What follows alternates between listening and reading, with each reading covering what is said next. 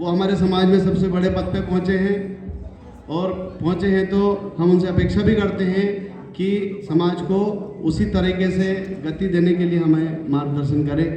अब मैं भगवान शंकर का स्मरण करते उनकी जयकार के साथ में मैं निवेदन करूंगा हमारे माली साहब को कि वो आए और हमें लाभान्वित करें। बोलिए शंकर भगवान की।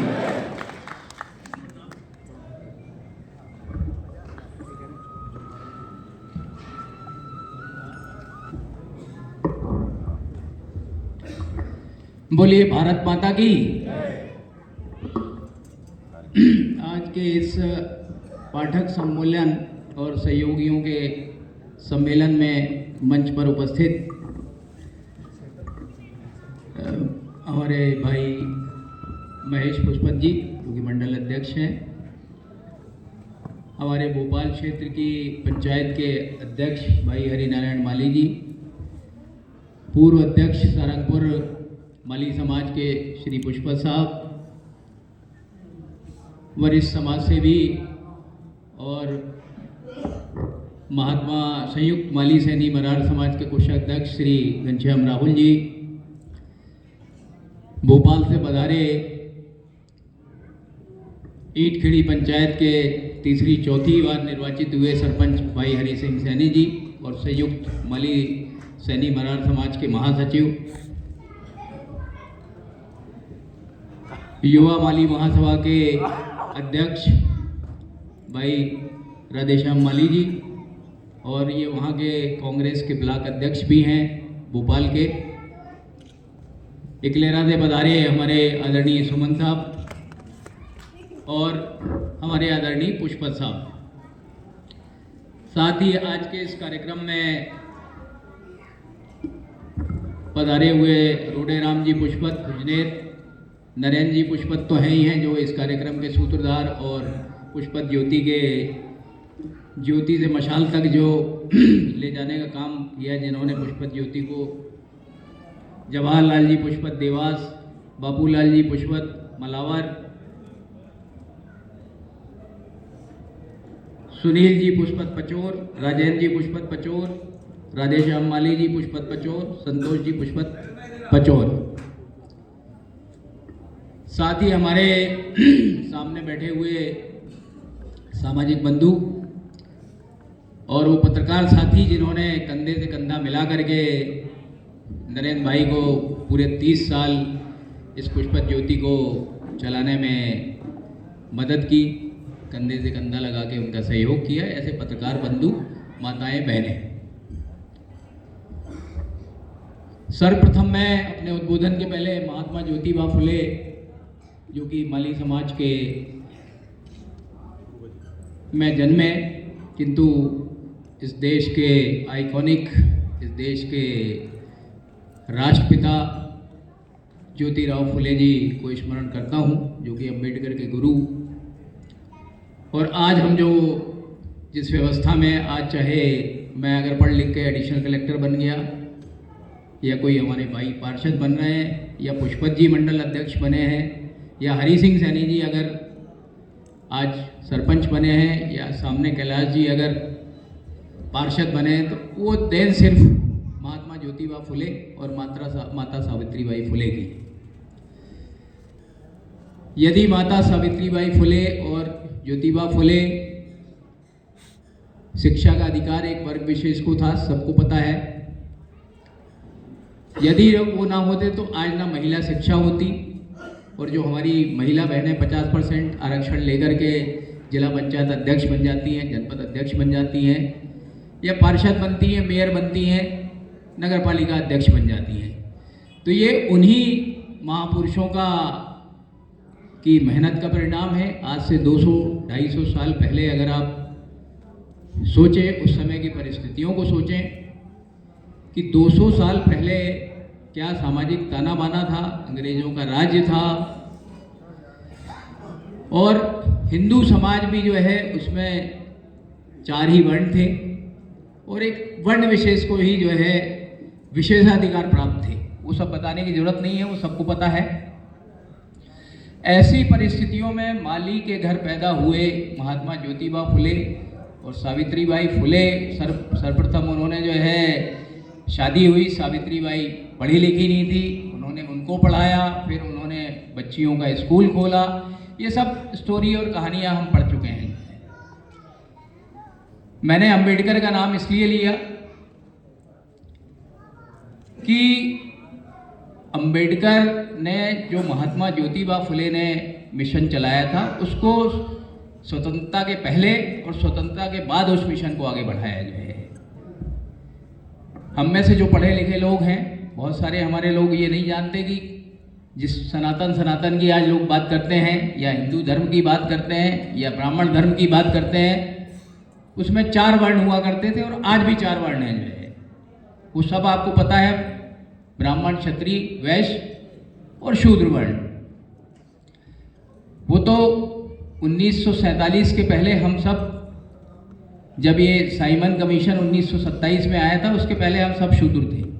अब वो तो चूंकि उसके बाद वो आरक्षण हुआ, आरक्षण के बाद में कुछ अछूत शूद्र हो गए, कुछ सचूत शूद्र हो गए। हम सचूत शूद्र हैं शूद्र ही जो है, ये इतिहास गवाह है, किताबों में लिखा हुआ है, कोई मेरे कहने से कुछ नहीं होता। तो अंबेडकर ने उन शूद्रों को इकट्ठा किया और उनको अपने अधिकार और अपनी ताकत दिलाई, और आज जो आप आरक्षण की व्यवस्था देख रहे हैं, निश्चित ही ये अंबेडकर का संघर्ष था। 1927 के बाद यदि 1927 में साइमन कमीशन ना आया होता तो ये सब हमें आरक्षण जो है ना SC ST को मिलता ना, OBC को जो हमें थोड़ा बहुत अभी आरक्षण मिल रहा है, साथ ही जो राजनीतिक संरक्षण मिला, राजनीतिक आरक्षण जो मिला SC ST को, तो उनके लोग तो अभी विधानसभा और संसद में पहुंचते हैं, किंतु OBC को अभी भी आरक्षण मिलना बाकी है। तो इस मंच से मेरी तो ये मांग है कि जितना OBC की जनसंख्या है, उतनी ही आरक्षण OBC को मिलना चाहिए। ये सब जगह मांग उठ रही है, धीरे धीरे लोग संगठित हो रहे हैं, और जब से ये सोशल मीडिया आया है तब से तो सबको पता लग गया कि कौन कहाँ क्या कर रहा है जो है। तो ये बातें हैं साथियों, शिक्षा की बात करें, चाहे किसी की भी बात करें जो है, जब तक हम शिक्षित नहीं होंगे, संगठित नहीं होंगे, चाहे सामाजिक रूप से हो और चाहे उस समाज के विभिन्न समाजों के लोग हों, जब तक संगठित नहीं होंगे तब तक ना आपको आपका अधिकार मिलेगा और ना आपको सत्ता में भागीदारी मिलेगी, ना राजनीतिक भागीदारी मिलेगी जो है। अब मैं बात करूं कि हमारे लोग जो है, मेरा अनुरोध सिर्फ इतना है कि हम संवैधानिक पदों पे रहें। आप पंच बनिए, आप सरपंच बनिए, आप पार्षद बनिए, आप जनपद के सदस्य बनिए, जिला पंचायत सदस्य बनिए। ये जो प्रतिनिधि होते हैं, इनका संविधान में कोई कहीं उल्लेख नहीं है कि मुझे फलाना प्रतिनिधि बना दिया, मुझे ढिमका प्रतिनिधि। उस प्रतिनिधि बनने से कुछ नहीं होता, वो संवैधानिक पद नहीं है। संवैधानिक पदों पे बढ़िए, सत्ता का स्वाद उससे आपको समझ में आता है और फिर आप आगे निरंतर आगे भी बढ़ते जाएंगे जो है। इस अवसर पर मुझे पता है कि पत्रकारिता, मैं चूँकि अब 40 साल मैंने नौकरी की और प्रशासन की नौकरी की है, मुझे पता है कि पत्रकारिता जितना बहुत कठिन काम है। और जैसा कि नरेंद्र जी ने बताया कि इन्होंने पॉजिटिव पत्रकारिता ही की, एक वो होती है पीठ पत्रकारिता और एक होती है स्वच्छ पत्रकारिता। भास्कर में आपने देखा होगा कि मंडे को आता है नो नेगेटिव न्यूज़। क्यों आता है नो नेगेटिव न्यूज़? उस दिन वो कोई नेगेटिव खबर नहीं छापते हैं जो है। जो लोग भास्कर पढ़ते होंगे या और भी अखबार पढ़ते होंगे तो नो नेगेटिव न्यूज़, आज कोई भी नेगेटिव न्यूज़ नहीं है किसी के खिलाफ। उस दिन सारी पॉजिटिव न्यूज़ भास्कर में रहती है। तो वो तो एक दिन छापते हैं हफ्ते में। हमारे नरेंद्र भाई ने तो, कहाँ गए नरेंद्र भाई? हमारे नरेंद्र भाई ने तो 30 साल नो नेगेटिव न्यूज़ छापी है। तो इनका जोरदार तालियों से स्वागत किया जाए नरेंद्र भाई का। दूसरी बात, मैं जब से संयुक्त माली सैनी मरार समाज का अध्यक्ष बना हूँ, या डिप्टी कलेक्टर एसोसिएशन का भी मैं चेयरमैन रहा 12 साल, वहाँ भी हमारी एक आकांक्षा पत्रिका निकलती थी डिप्टी कलेक्टर एसोसिएशन की, वो बंद हो गई है। क्यों बंद हो गई? क्योंकि पैसे वैसे नहीं मिलते थे जो है। हमारे मेंबर जो डिप्टी कलेक्टर जिलों में पोस्टेड हैं या भोपाल में पोस्टेड हैं, वो देते नहीं थे। भवन से भी हम एक महात्मा फुले दर्शन पत्रिका निकालते हैं जो आप लोगों तक पहुंचती होगी। उसमें 10 से 10,500 हर महीने के खर्च होते हैं। तो ये तो कैलेंडर भी निकाल रहे हैं, समाचार पत्र भी निकाल रहे हैं, पत्रिका भी निकाल रहे हैं, वो इनका कोई काम धंधा ऐसा है नहीं जो है। तो मैं समझ सकता हूँ कि कितनी कठिनाइयों से अपने बच्चों का पेट काट करके ये इसको 30 साल तक इस गाड़ी को खींच करके लाए।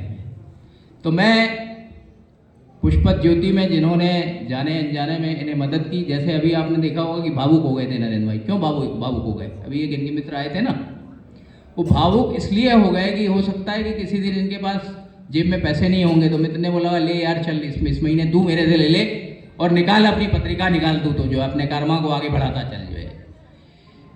तो ये भावुक ऐसे ही नहीं हुए थे। ऐसे बहुत सारे जो इनके जाने अनजाने में जिन्होंने इनको सहयोग किया है, मैं उनको इस मंच से बहुत बहुत धन्यवाद देता हूँ। अपनी तरफ से उनको शुभकामनाएं भी देता हूँ। साथ ही नरेंद्र भाई की इस बात से मैं सहमत हूँ कि इन्होंने पैसा नहीं कमाया मगर नाम बहुत कमाया। माली समाज में आज नरेंद्र भाई को पहचान के मोहताज नहीं है। आप मध्य प्रदेश में कहीं चले जाओ, और अब तो इनका विस्तार गुजरात और राजस्थान में भी हो गया है। तो 3 स्टेट में मैं ये जो है, और इसी के साथ दिल्ली, मुंबई, जहाँ भी इनकी पत्रिका जाती है, ये अपने नाम को मोहताज नहीं है। मैं इनको 30 वर्ष पूर्ण होने पे बहुत बहुत शुभकामनाएं देता हूँ। इनको, इनके परिवार को ईश्वर इन्हें स्वस्थ रखे और इनको इसी तरह ताकत और हिम्मत दे कि ये अपना पुष्पत ज्योति को अनवरत निकालते रहें। पुष्पत ज्योति फले फूले और ये थोड़े से धनवान भी बने, ये भी मेरी शुभकामनाएं हैं। जो ये मांगते नहीं है, मुझे पता है ये मांगते नहीं है। ये हर बार मेरा भी फ़ोटो छाप देते हैं पिछले, और मुझसे कभी इन्होंने 5 पैसे नहीं मांगे कि इधर वो आपका फ़ोटो छापा है। नहीं तो मैंने देखा पत्रकार छाप के आ जाते हैं, वो बोलेंगे साहब हमें पैसे दे दो। तो ऐसे नरेंद्र भाई को बहुत बहुत इस मंच से मैं नमन करता हूँ। हमारे सुरेश भाई हंस रहे हैं मलावर वाले, क्योंकि ये इनके भी पुराने साथी, हमारे भी साथी हैं। तो सुरेश भाई जो है ठीक ठाक छापना है यार जो है, हैं? अरे छापना तो वो, और भी तुम बहुत सारी जगह जुड़े हुए हैं, मुझे पता। कोई अकेले पुष्पत ज्योति में थोड़ी हो यार तुम जो है। तुम ऑक्टोपस हो, 8 जगह तुम्हारी भुजाएं जो है फैली हुई भैया।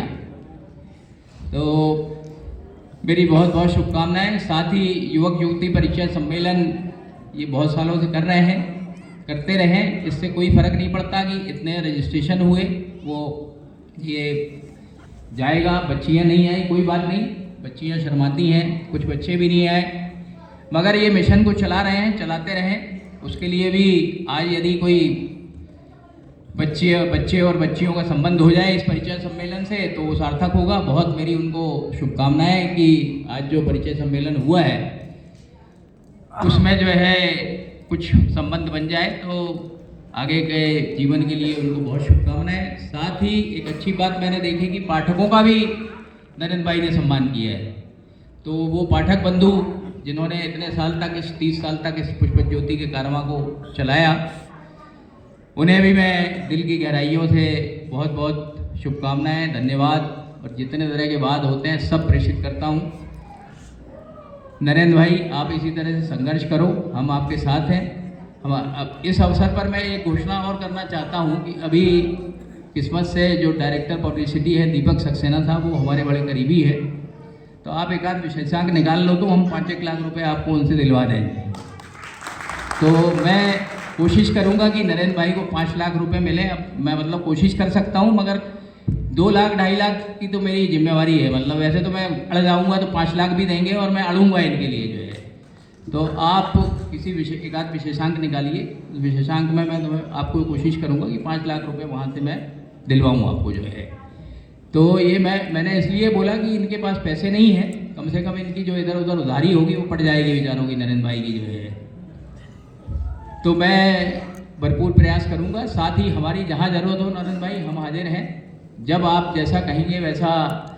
मैंने आज बहुत ज़्यादा बात इसलिए नहीं की कि ये मंच दूसरा है, फिर कभी सारंगपुर यहाँ बैठक बुलाएंगे तो हम लोग आएंगे भोपाल से और बात करेंगे, वो बहुत ज़रूरी है बात करना।